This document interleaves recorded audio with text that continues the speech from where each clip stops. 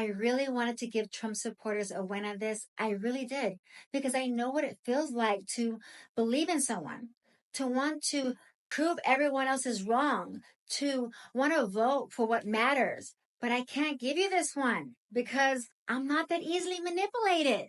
And the truth is, this market rally isn't a victory, it's a setup. What breaks my heart is that the same narcissistic men who fight me online, who mock me, who insult me, can't even open their minds long enough to see they're being played. They've been conditioned to defend Trump no matter what, even if it hurts them. And I don't say that with hate. I say it because I've changed Republicans' minds before. I've had some real conversations. I've helped people walk away from lies. Not enough, maybe, but enough to know it's possible. That's why I keep showing up. That's why I keep talking. Just like Trump, I'll say it again and again and again, because maybe one day someone's going to hear it the right way. And on this one, I need you to hear me. Trump's tariff didn't work. He had to cave. And this rally you're celebrating is not a comeback. It's a cover up. This market rally is not a win. It's a lie. The Dow Jones is up. Your 401k might have just got a little bit of fresh air, a little bit. But you know what it is? It's a rigged reaction to a rigged move. Trump temper tantrum on Truth Social got ignored. So what did he do? He gave Wall Street what they wanted. A 90-day pause on the tariffs. And boom, the stock market is up. Fake surge, fake excitement, but let's us have some common sense here. Where were we December 2024? The stock market was already doing great, better than today. So ask yourself, if we were climbing back to where we were, what exactly were we celebrating? This isn't progress. It's a recovery from some self-inflicted damage. And people are acting like Trump pulled off some miracle. He didn't fix anything.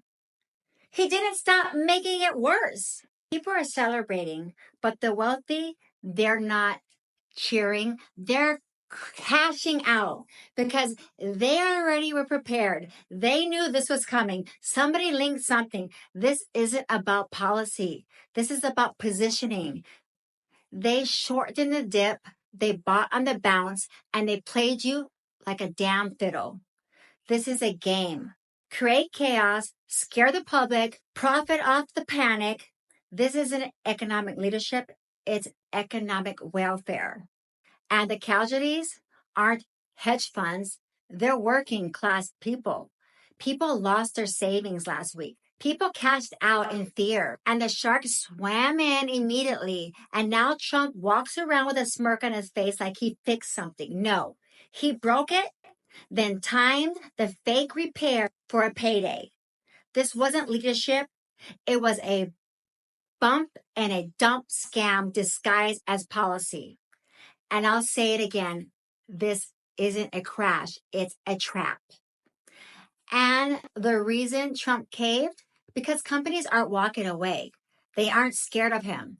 They're done with him. Harley Davidson is moving operations overseas.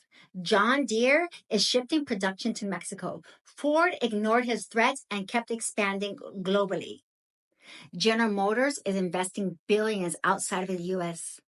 He threw a tariff on them like toddlers throwing blocks, and they left the sandbox.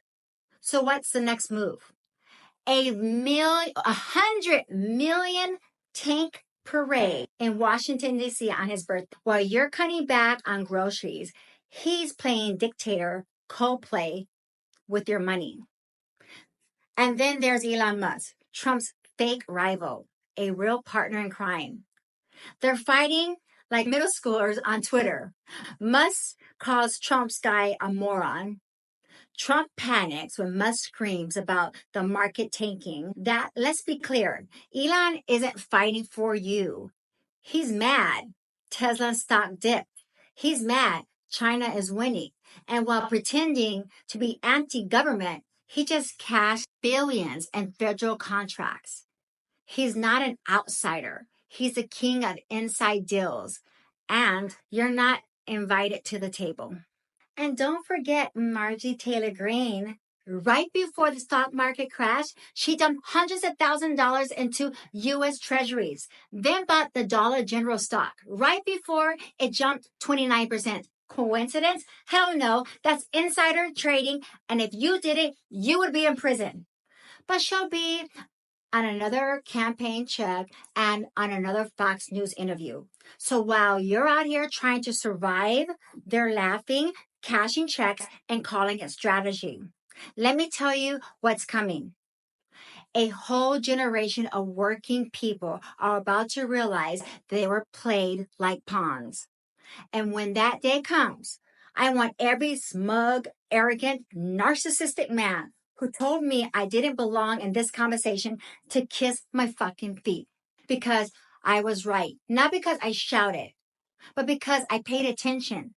This ain't personal, it's business. And unlike Trump, I didn't inherit millions. I didn't manipulate my way through government contracts. I don't have the power at my hands like daddy's money and political connections. I built what I have by surviving, by studying, by paying attention, and by refusing to be played dumb. I may not be the president of the United States. I may not have billions of offshore accounts and friends in Congress, but what I do have is truth, grits, a hell of a track record, and that is the power. You can't steal that from me. I stand on my records.